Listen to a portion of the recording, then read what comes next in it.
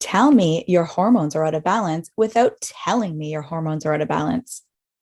It may not be a popular meme, but it could look or feel like this: fatigue, inexplicable weight gain or weight loss, digestive troubles, skin breakouts, irritability, PMS, irregular menstrual cycles, fertility problems, trouble maintaining body temperature, and the list goes on. If you're nodding your head or having an oh crap, that's me moment, we have such a great episode for you. For part 2 of our interview, Dana Black is on the show discussing female hormone function, identifying hormonal imbalances, and first steps for recovering, rebalancing, and maintaining healthy hormone response.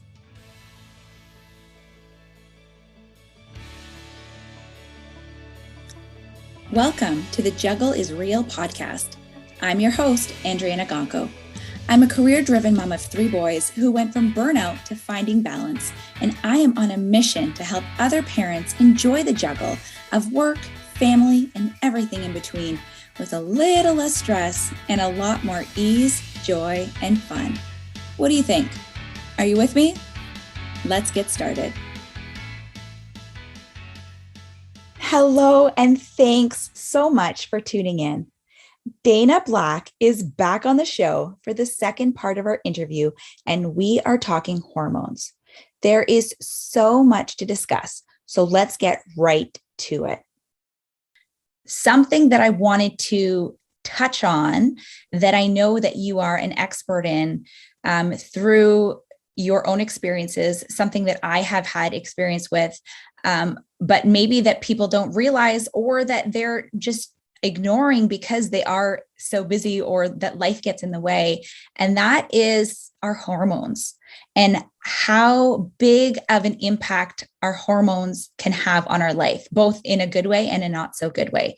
So can you give us a brief explanation sort of that hormonal function and as healthy individuals, we need these hormones in our lives. Can you just walk us through, for the non-scientific folk like myself, and just kind of give us that overview of what the hormones do for us on a daily basis? Yeah. And this, for ladies especially, this is the thing that we need to be kind of more focused on. And to keep it super high level, because I don't want to get too bogged down into the sciencey aspect of it. I want you to think about it like a smart thermostat, like the dual climate control in your car or your Ecobee Plus or whatever you have running your house that kind of regulates the temperature automatically for you. Okay.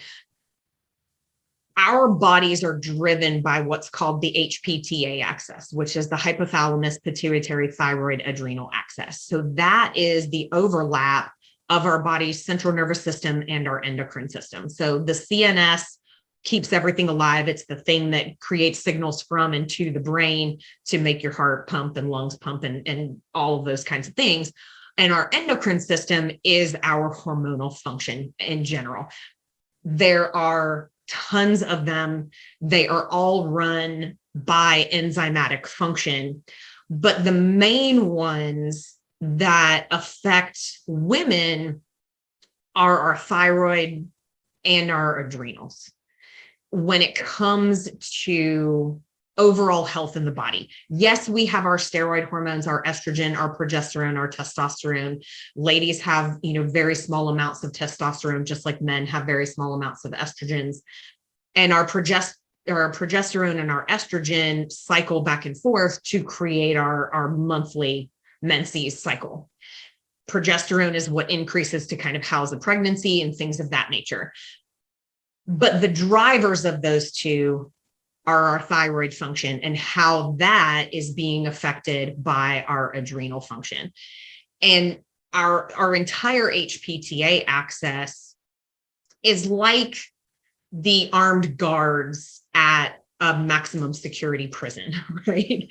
They are the sentries that are on guard 24 hours a day, 7 days a week, scanning the environment for signs of danger. Okay.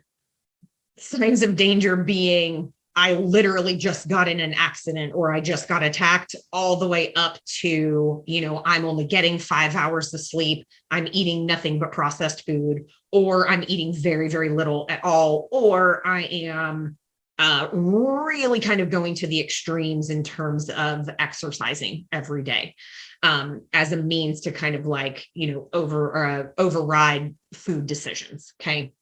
And so whenever the system is functioning optimally, that smart thermostat is keeping the temperature stable. Everything's nice and cushy. I don't need an extra blanket, or I'm not trying to strip off extra layers because I'm hot. Everything is comfy. Okay. Think the middle of the road when it comes to Goldilocks kind of stuff. Not too hot, not too cold.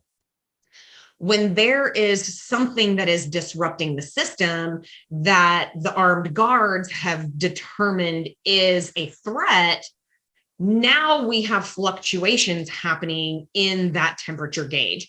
And the AC will kick on to kind of cool things down, but then the heat will immediately kick back on to warm things up. And so everything is kind of ebbing and flowing really, really, really quickly versus staying stable all the time. And when that's happening, that's when we kind of start to see some of those symptoms coming into play. For women, it's actually going to start with our cycle. How many of you didn't have quote unquote normal cycles when you were young, and it has continued to be an issue over time in your life, whether that meant that it was more difficult to get pregnant, whether it meant that you were just legitimately miserable every single month when you had your cycle. The disconnect in that thyroid and that adrenal system, because our thyroid is regulating all of our regulation systems. It's regulating body temperature. It's regulating growth and development. It's regulating all of the things, blood sugar regulation, all of those aspects of life that we need in order to be able to function properly, right? And our adrenal systems are regulating that stress response.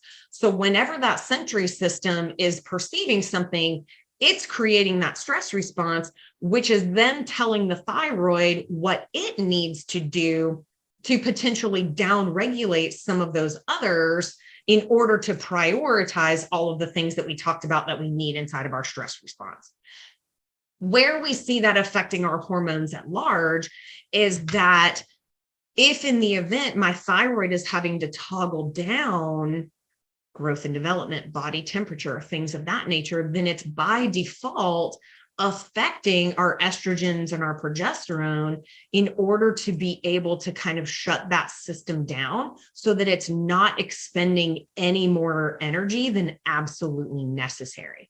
That's where we start seeing that lack of sex drive. That's where we start seeing in ovulatory periods. That's where we start seeing elevated prostaglandins and cytokines that are creating PMS symptoms, whether that's bloating, gas, migraines, diarrhea, horrible cramping, excessive flow, all of those kinds of things that women generally tend to be experiencing a lot of these days. When that system becomes dysregulated over time, then we're seeing trickle down effects in everything else. So that's going to be affecting all of our little teeny tiny hormones that don't really get a whole lot of airplay, but that also regulate digestion or hydrochloric acid and pepsin production, so that our stomach isn't breaking down our food properly, or our liver and our gallbladder aren't releasing bile properly. And so our food is now moving through our digestive tract, regardless of whether it's good quality food or not.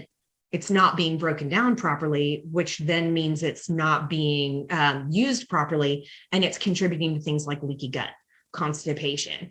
Then we're starting to see neurotransmitter issues stemming from that as well, because our hormones and our neurotransmitters convert in the gut. So when we've got those dysregulated hormonal systems, it's also dysregulating everything else that then controls the hormones. So it's this very, very, very horrible merry-go-round that we get stuck on. And then we start to see inability to lose weight, gaining weight despite not doing anything differently, mood swings, all of those other symptoms that, again, we talked about earlier, but they just keep continuing to perpetuate. What a spiral. This is, and if nothing else from this episode, I hope that hearing this is a wake-up call for many of you listening, because this happened to me. You are talking to me about 3 years ago. So I had a 4-year-old and a 2-year-old, and I was working 2 jobs, and I had a lot on my plate, and I went to see someone. I was telling them, these are my symptoms. I'm losing my hair. I'm losing weight inexplicably. I have no libido.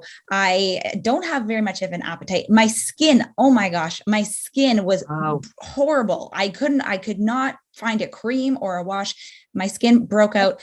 So many of the symptoms that you are, outlining right now, that was me. And, we were working on my adrenal function, and from there, coupled with the mindset and my perspective and looking to have more balance in my life, I've been able to get to the point where I am right now. But for those of you who are listening and you're like, yes, I have that symptom. Yes, that's me.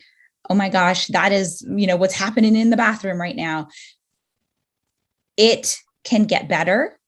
And yes, you can help yourself, but let's start today. So Dana, what should we be doing if we identify with a lot of what you're telling us? And maybe we had no idea it could be our hormones, or we know that we have these symptoms and we want to figure out what it is we need to do to get on the path to recovering and optimizing our health and looking at that rebalance and managing our health on a daily basis.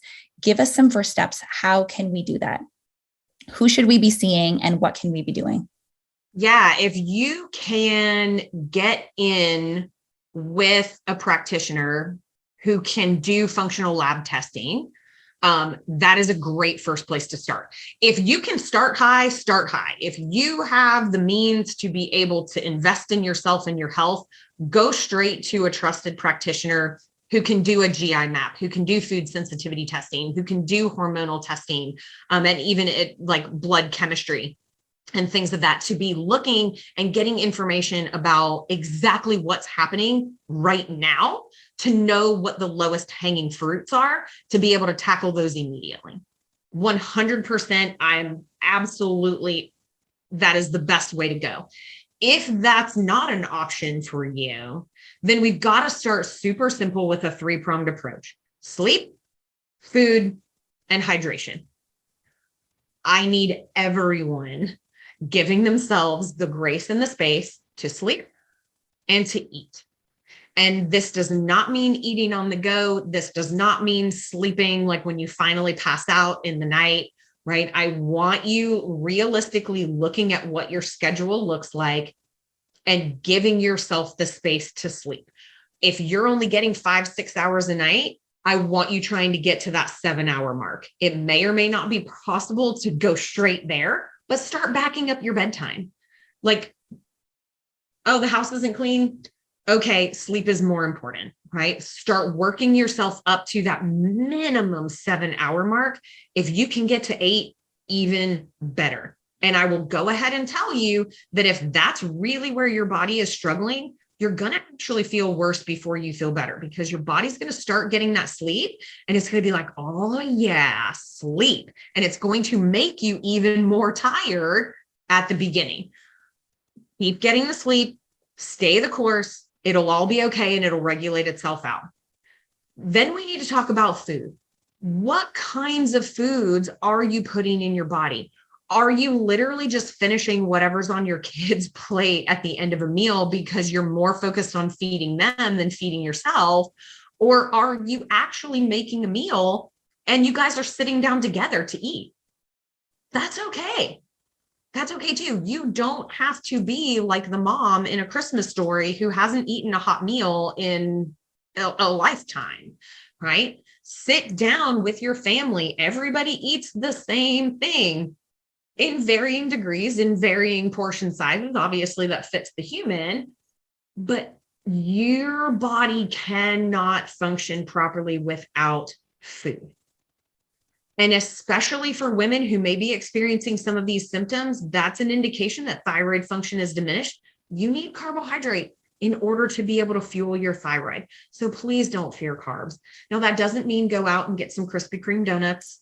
That means like allow yourself to eat a potato, allow yourself to eat some rice. Okay. A balanced plate is what we're looking for. There should be a source of protein. There should be a source of carbohydrate. There should definitely be vegetables, and we need some healthy fats as well.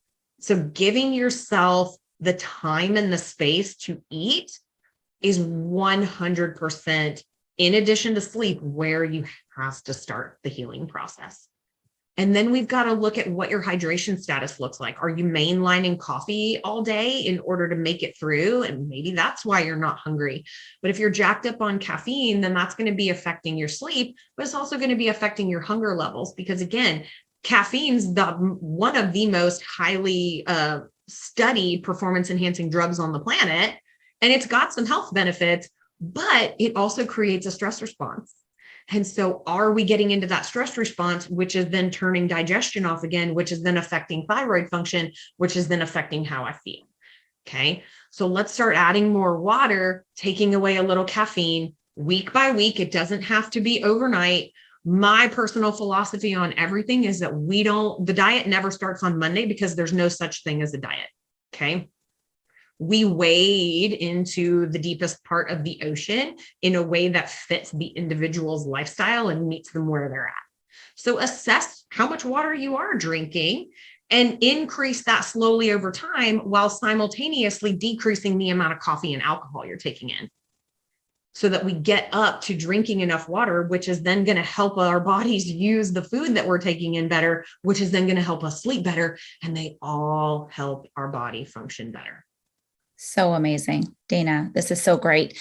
So see a practitioner, use this 3-pronged approach that you've outlined of sleep, sleeping more, eating healthier foods, getting better hydrated.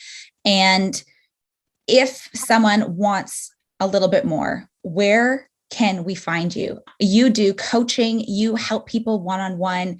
You have dedicated your life to this realm of helping people find and optimize their health through what we've discussed today. So where can we find you when we want to go and be like, Dana, like I'm your textbook case, like help me out. Where can I go? The fastest place to find me actually is on Facebook in my free group. I have a free group. It's called Harness Your Stress and Balance Your Life. It can be found on Facebook. Tons and tons of fun resources there, live trainings there. I bring my husband in. We have some fun all the time. That is the best place to go to not only be able to take advantage of a lot of amazing free resources, but also to find out a little bit more about what it looks like to work with me inside of my programs.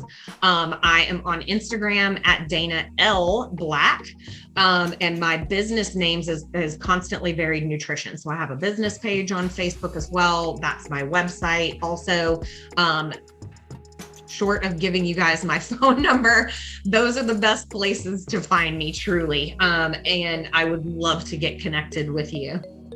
Thank you so much. I will put all of these ways where we can get in touch with you in the notes for this podcast episode as well. So check that out. Thank you so much for your time and all of this information. Even for myself, I think I have gotten so many new nuggets, and I'm on the path to even better recovery today. So I appreciate your time and all that you do. Thank you so much. Thank you so much. I appreciate the opportunity. Thank you so much for having me.